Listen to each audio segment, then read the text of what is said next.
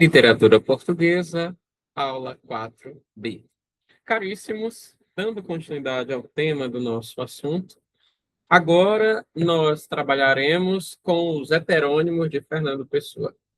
Conforme nós estudamos na última aula, Fernando Pessoa teve uma produção na qual assinava com seu nome, mas durante a vida teve uma série de produções assinadas com outros nomes que não serviam para ocultar a personalidade pessoa, mas para ampliar a personalidade pessoa.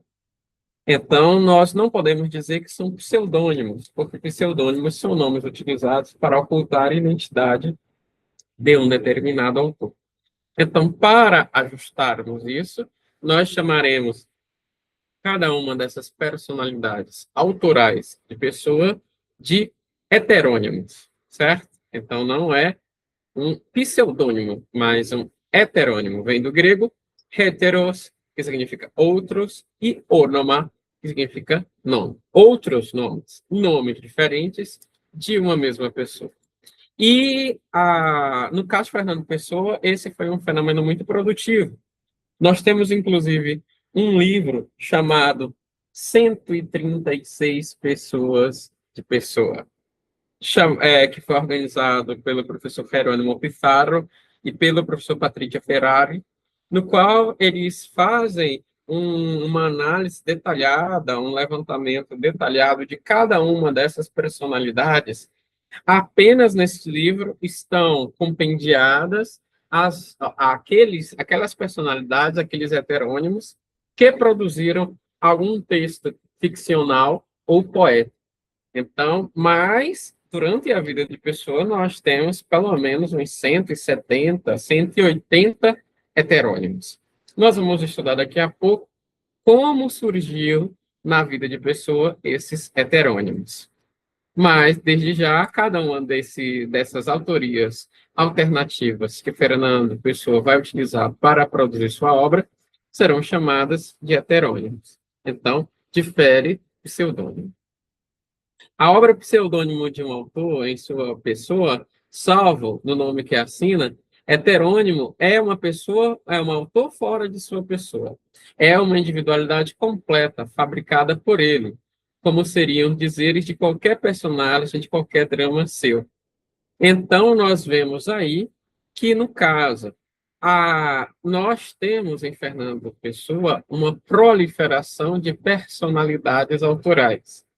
Então, nós chamaremos cada uma dessas personalidades autorais de heterônimos. Vocês podem ver aí na ilustração, Fernando Pessoa, lá no fundo, acompanhado pelos seus três principais heterônimos, que são Alberto Caeiro, Ricardo Reis e nós temos ainda Álvaro de Campos, né? Heterônimo tem uma identidade autônoma, com características psicológicas e ideológico-culturais próprias. Possui um discurso próprio, num estilo específico. Está apto para estabelecer um diálogo não só com outros heterônimos, mas com o próprio ortônimo, ou seja, com o próprio Fernando Pessoa. Nós vemos ocasionalmente textos em que mais de um heterônimo dialoga até conflitivamente com outro heterônimo, né? No primeiro grau, diz Fernando Pessoa nas ficções do interlúdio, a personalidade distingue-se por ideias e sentimentos próprios, distintos dos meus, assim como, em mais baixo nível desse grau, se distingue por ideias postas em raciocínio ou argumento que não são minhas, ou se são, ou não conheço. Então, ele observa que essas personalidades têm uma vida própria dentro dele, dentro de si.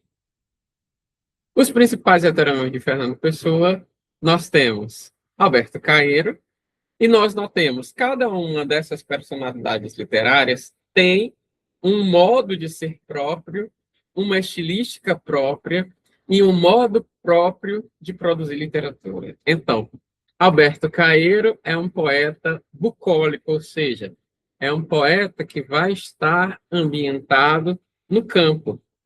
Todavia, nós veremos que este campo no qual ele vive é um campo metafísico, ou seja, não é uma pessoa que mora no campo exatamente, mas que tem dentro de si essa visão campestre, né? Aí nós temos Ricardo Reis. Ricardo Reis é um poeta clássico, ou seja, um poeta que vai se inspirar principalmente nos autores greco-latinos, com muita prevalência em Horácio, né? Ele escreve principalmente o gênero das odes, e essas odes serão ambientadas de um modo peculiar dentro da ideologia, que é uma ideologia, de certo modo, estoica, né? Que vai fazer uma reflexão sobre o sentir, mas sem que esse sentimento vá turvar a razão da pessoa. Então, nós temos uma racionalidade dos sentidos, principalmente em Alberto Caeiro. Ricardo Reis, também nós temos essa tendência. Já Álvaro de Campos, de certo modo, ele é contrário no sentido de ter uma estética completamente diferente da de Alberto Caeiro e da de Ricardo Reis. Porque nós vemos em Álvaro de Campos uma busca completa pela sensação, um sensacionismo. Além disso, nós temos uma experimentação vanguardista que lhe é própria. Então, ele tem marcas principalmente do futurismo, né? Dessa celebração do momento presente. Nós veremos isso com detalhe na análise dos próximos slides. Fernando Pessoa sempre causou muita curiosidade nas pessoas, em geral, de como ele lidava com essa proliferação de personalidades. Inclusive, isso foi objeto de uma entrevista com a irmã de Fernando Pessoa depois da morte desse, na qual se indagou se ela observava no dia a dia de Fernando Pessoa alguma alteração expressiva de comportamento que indicasse, inclusive, alguma psicopatologia, né? Uma condição vamos dizer assim, atípica, neuroatípica, né? Mas a irmã de Fernando Pessoa disse que nunca notou nenhum comportamento peculiar, exótico, no dia a dia da vivência com Fernando Pessoa. De modo que isso torna a questão ainda mais misteriosa e intrigante. Mas Adolfo Casais Monteiro, que era um editor da época, um editor de revista da época, amigo pessoal de Fernando Pessoa, escreveu uma carta pedindo a Fernando Pessoa que elucidasse como funcionava o mecanismo da heteronímia, ou seja, da proliferação dessas personalidades. E lá ele vai falar qual é a origem, ele vai relatar como se deu a origem dessas personalidades. Ele vai dizer que essa heteronímia vai surgir como uma questão de natureza, da sua natureza, de uma histeroneurastenia, né? Então, era vamos dizer assim, de uma introspecção psicológica que redundava não na completa relação consigo mesmo, mas na criação interna de outras personalidades. E ele vai dizer que ele, inclusive, vai escrever um ensaio no qual ele vai demonstrar de que ele não era esquizofrênico. Não porque ele, enfim, tivesse uma aversão à esquizofrenia, mas porque não apresentava os elementos costumeiros psicológicos que correspondam a esse quadro da esquizofrenia. Mas eu acho interessante acentuar que Fernando Pessoa tinha um quadro de esquizofrenia em família. A mãe de seu pai era esquizofrênica. Inclusive, sempre conviveu com a família, quase que presa, e nós podemos, assim, averiguar Não que Fernando Pessoa fosse esquizofrênico, porque os seus elementos psiquiátricos, psicológicos não correspondem exatamente a esse diagnóstico, mas que ele tinha uma tendência natural para a fantasia. E isso vai se manifestar desde cedo. Porque, como eu disse a vocês na última aula, o Fernando Pessoa, ele foi levado para um ambiente estranho, que não era um ambiente familiar de Portugal, por conta do casamento da mãe com um cônsul inglês, né, com um cônsul de Portugal em Durban, que era uma colônia inglesa. Então, Fernando Pessoa, ele sempre se sentiu, de certa maneira, só. Ele sempre teve esse sentimento de solidão, e esta solidão foi compensada por meio da imaginação e da fantasia.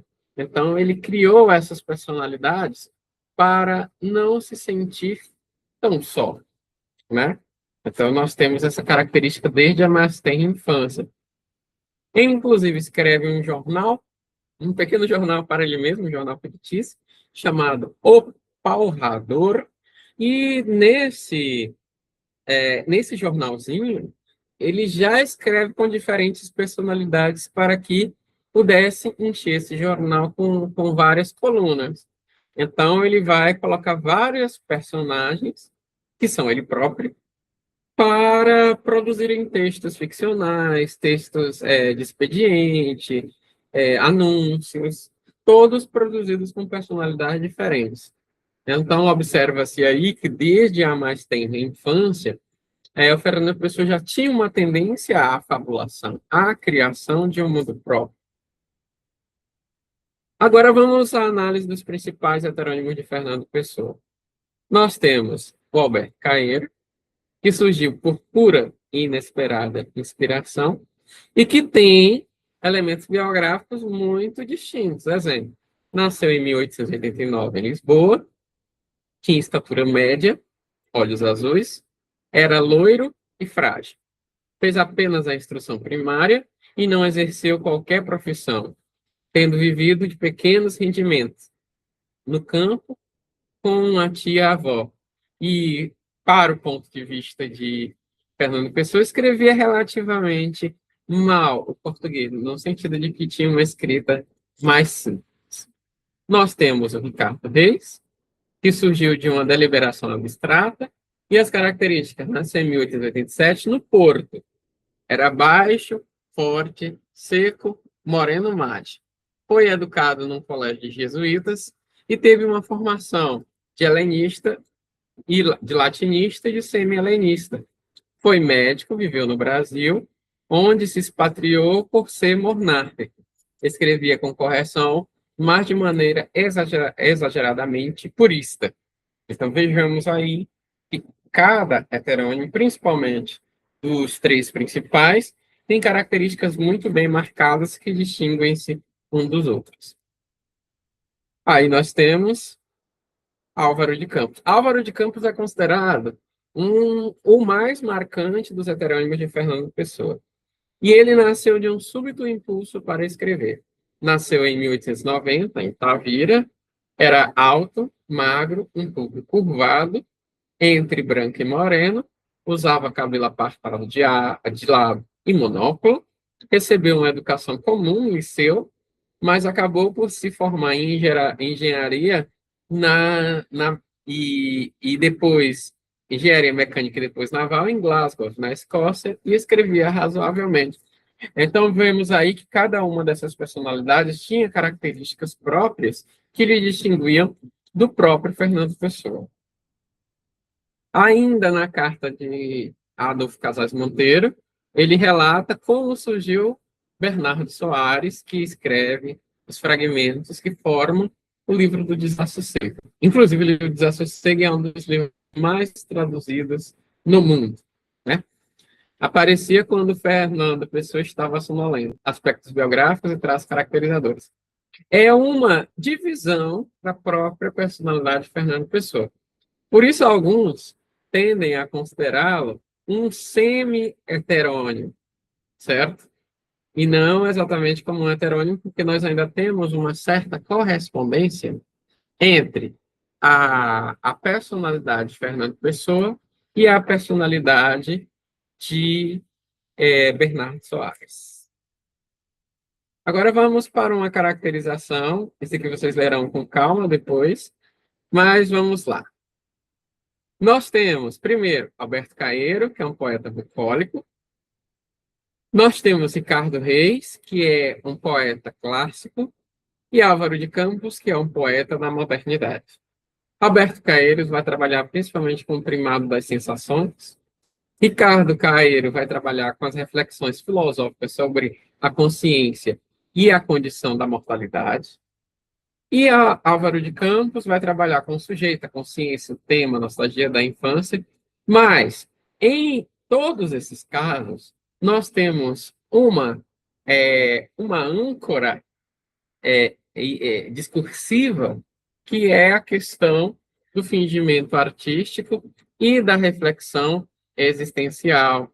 Então, nós vemos aí características que demarcarão a própria formação destes heterônimos. Então, apesar de terem características, estilos e temas diferentes do Fernando Pessoa ele próprio, ortônimo ele mesmo, eles têm em comum a questão do fingimento artístico e a questão da reflexão existencial. Então, vamos lá. Primeiro, comecemos com Alberto Caeiro. Alberto Caeiro, que é considerado um mestre tanto de Fernando Pessoa quanto dos outros heterônimos. Ele foi um dos primeiros e mais representativas personalidades literárias, autorais, que surgirão na mente, no íntimo de Fernando Pessoa.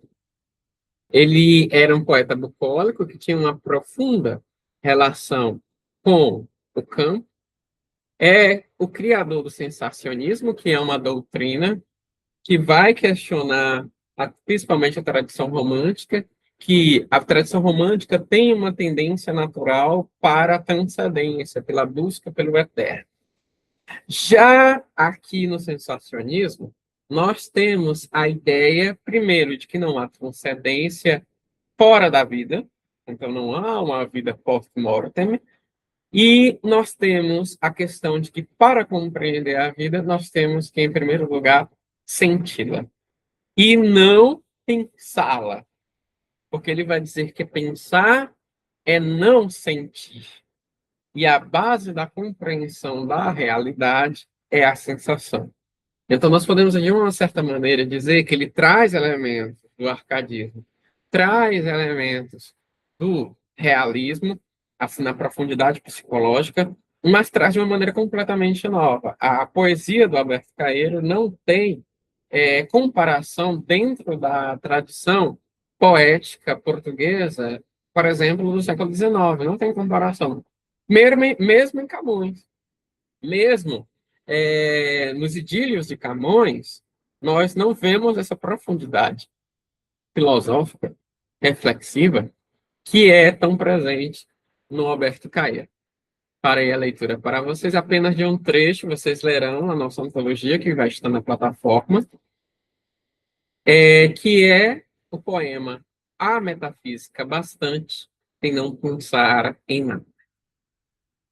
A metafísica bastante em não pensar em nada. O que penso eu do mundo? Sei lá o que eu penso do mundo. Se eu adoecesse, pensaria nisso. Que ideia tenho eu das coisas? Que opinião tenho eu sobre as causas e efeitos? Que tenho eu meditado sobre Deus e a alma e sobre a criação do mundo? Não sei. Para mim, pensar nisso é fechar os olhos e não pensar. É correr as cortinas da minha janela, mas ela não tem cortina. O mistério das coisas? Sei lá o que é mistério. O único mistério é haver quem pense no mistério. Quem está ao sol e fecha os olhos, começa a não saber o que é o sol e a pensar muitas coisas cheias de calor, mas abre os olhos e vê o sol. Já não pode pensar em nada, porque a luz do sol vale mais que os pensamentos de todos os filósofos e de todos os poetas A luz do sol não sabe o que faz. Por isso, não erra e é comum e é boa. Metafísica? Que metafísica tem naquelas árvores? Há de serem verdes e copadas e terem ramos? E há de dar fruto na sua hora? O que não nos faz pensar, nós que não sabemos dar por elas? Mas que melhor metafísica que a delas, que é de não saber para que vivem, nem saber que o não sabem.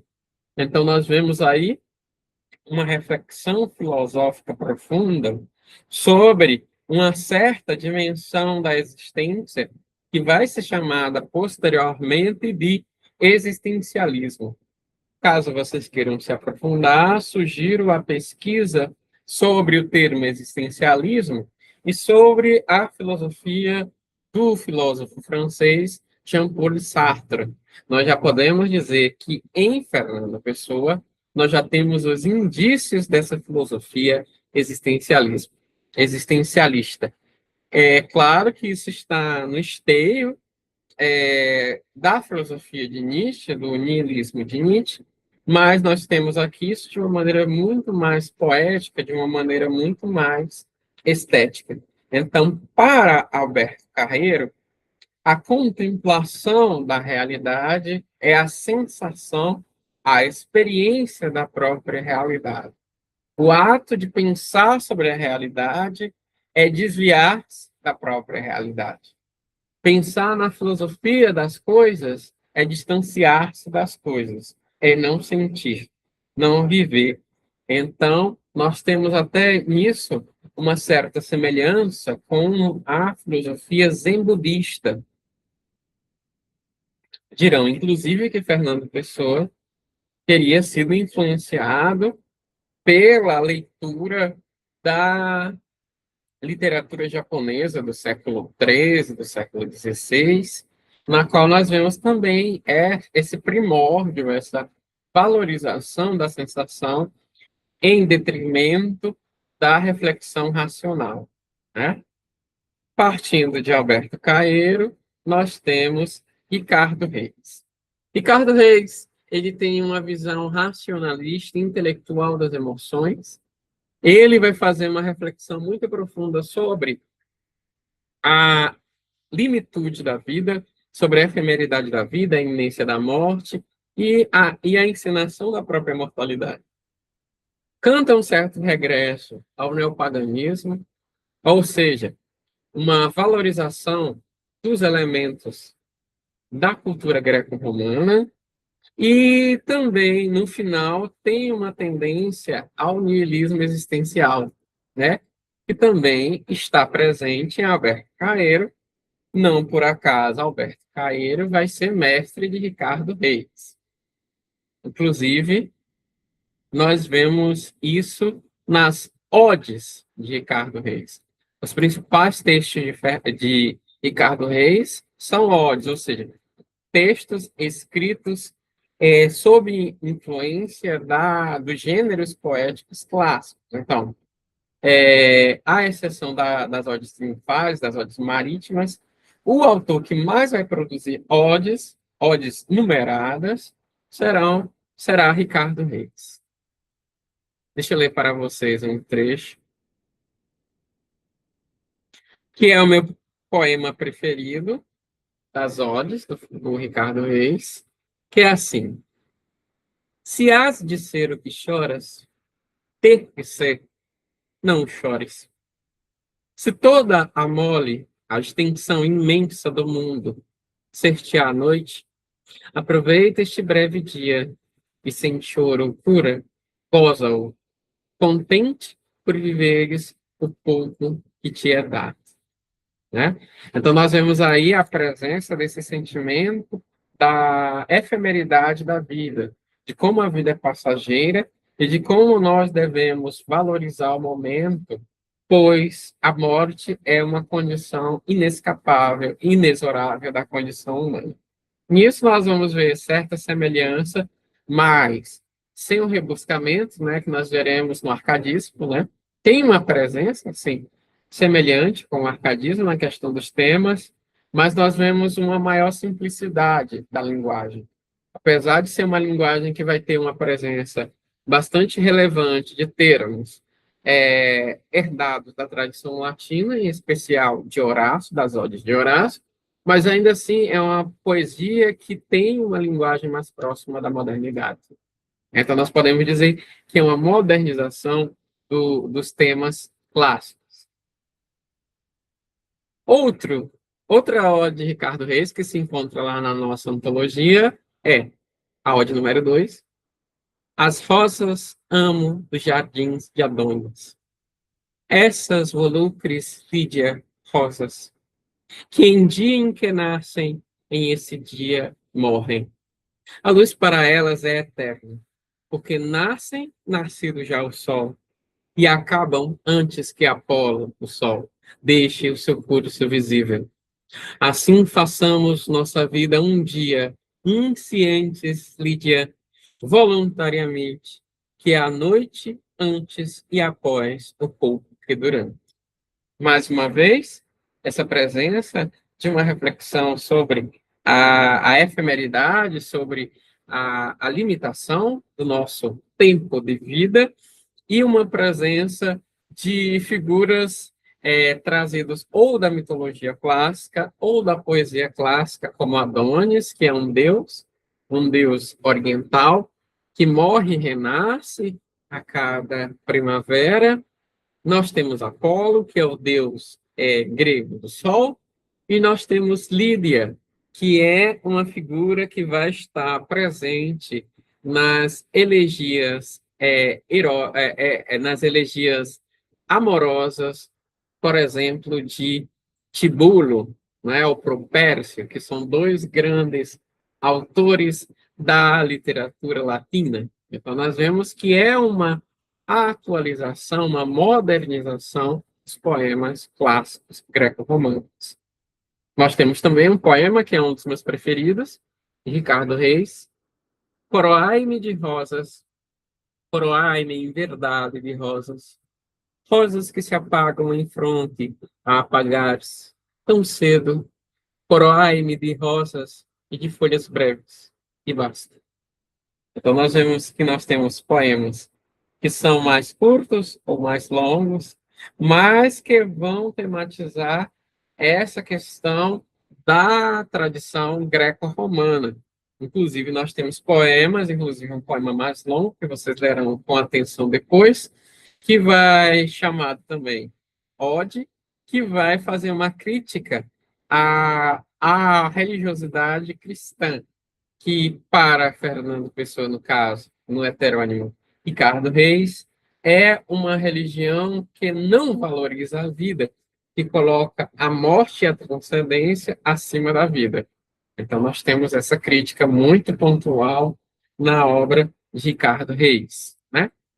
Passemos agora para o nosso principal heterônimo de Fernando Pessoa, que é Álvaro de Campos, que é o poeta da modernidade, indisciplinado, é a manifestação do desejo do cosmopolitismo do modernismo português e do futurismo. Por isso canta a modernidade e a máquina através de um canto arrebatado, que exalta a matéria épica, a civilização industrial e da técnica, da força, da violência, do excesso, querendo sentir tudo de todas as maneiras. Inclusive, o Alberto Caeiro também vai ser mestre de Álvaro de Campos e vai trazer do Alberto Caeiro a questão do sensacionismo. Só que é um sensacionismo mais acentuado, mais forte, em que nós vemos uma pungência e uma certa revolta, um certo sentimento de insatisfação. Nós temos a Ode Triunfal, no qual nós vemos os elementos da modernidade, né? Nós temos em Álvaro de Campos uma tendência para o verso mais livre, sem rima, uma vertigem de palavra, em que uma palavra traduz uma gradação de linguagem, uso de onomatopeias, aliterações e recursos sonoros, uso de grafismos, ou seja, a modificação da estruturação de apresentação do texto em si, é uma característica fundamental e que vai ser, de fato, a consolidação da estética moderna na literatura portuguesa, naquilo que toca à poesia. Então, Álvaro de Campos é o mais moderno dos poetas portugueses da primeira metade do século XX. Então, ele vai dizer, na Ode Triunfal, a dolorosa luz das grandes lâmpadas elétricas da fábrica, tenho febre e escrevo. Escrevo rangendo os dentes, fera para a beleza disto totalmente desconhecida dos antigos. Ó rodas, ó engrenagens, eterno forte espasmo retido dos maquinismos em fúria fora e dentro de mim, por todos os meus nervos secados fora, por todas as pupilhas fora de tudo que eu sinto, tem os lábios secos, ó grandes ruídos modernos, de vos ouvir demasiadamente de perto. Arde-me a cabeça de vos querer cantar com um excesso de expressão de todas as minhas sensações, com um excesso contemporâneo de voz, ó máquinas. Então, vemos aí que é um poeta que tem uma pungência, uma celebração dos elementos contemporâneos da modernidade, como a velocidade, os carros, as fábricas, as engrenagens. Tudo isso é muito celebrado na poesia de Álvaro de Campos. Mas a poesia de Álvaro de Campos não se faz apenas de futurismo, ou seja, da celebração dos elementos da modernidade. Nós temos também uma profunda reflexão sobre a vida. Nós temos um dos poemas de Álvaro de Campos, que é considerado um dos, se não o principal poema de Fernando Pessoa, que se chama Tabacaria.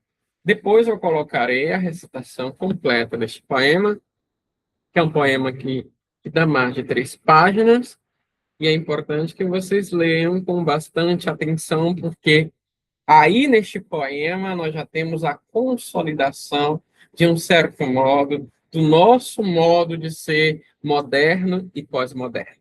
Não à toa, Fernando Pessoa é tão lido, porque nós, ao lermos-lo, sentimos uma identificação muito grande com os dramas, com as questões discursivas e dialéticas que fazem parte da nossa modernidade.